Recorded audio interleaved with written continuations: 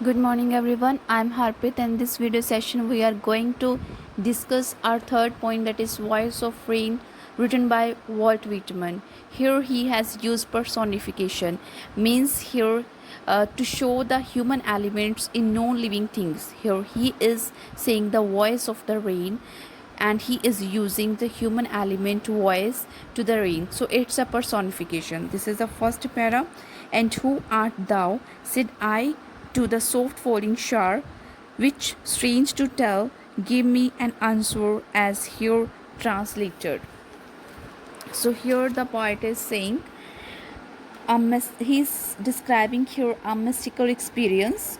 Once there was a soft shower of rain. The poet asked the shower who he was, and he was wonderstruck when the shower started giving an answer. The shower gave the answer in his own language. The poet translates it for us. He calls it the voice of rain. So the poet, the rain said, I am the poem of earth, said the voice of rain. The rain said that it was the poem of the earth.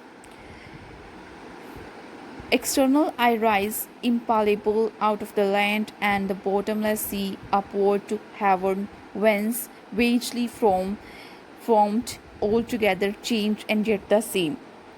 Here it said that it keeps rising eternally out of the land and the bottomless sea. No one can feel or touch it when it's rising. It's impalpable. It goes up towards heaven, that is the sky, and there it takes a wage, a unclear form which is quite different from the form in which it rises. But it remains the same in its nature or composition. It changes only in its form, not in its essence. So here the poet is telling us about the cycle, rain cycle. In poetical way, I descended to leave the droughts, Tommy's dust layer of the globe, and all that in them without me were seeds only latent, unborn. The rain tells the poet that it comes down from the sky to bath the earth's dry lands, tiny particles and layer of dust. It baths all those that without it were mere seeds. Without the rain, they could never sprout into new life. And forever, by day and night, I give back life to my origin and make pure and beautify it. Here, the poet is saying that without the rain, the seeds could never sprout into new life.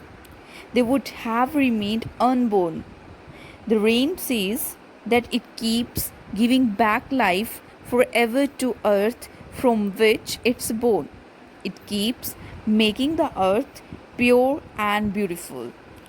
Here, the poet is describing, he's giving an imaginative description of his encounter with rain. He compares the rain to a song. A song rises from the heart of the poet.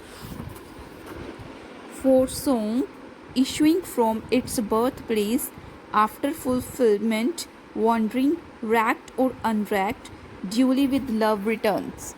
The poet here compares rain to a songbird. A songbird leaves its nest, which is its birthplace. It goes about singing to attract its mate. Then, after wandering and the fulfillment of its love, it comes back to its nest. It doesn't matter whether anyone has paid attention to its song or not.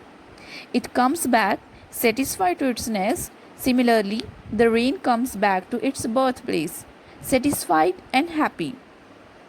These lines can be explained in different way also.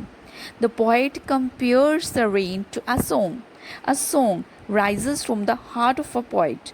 The poet sings his songs and showers its rains on the earth. It doesn't matter to him whether anybody hears his song or not. After the poet has sung his song, it settles back into his heart, which is its birthplace. The song keeps rising again and again and keeps the poet's heart pure and happy. So it's a poem that the poet here the poet has used personification, and this is all about our poem. Thank you. Have a nice day.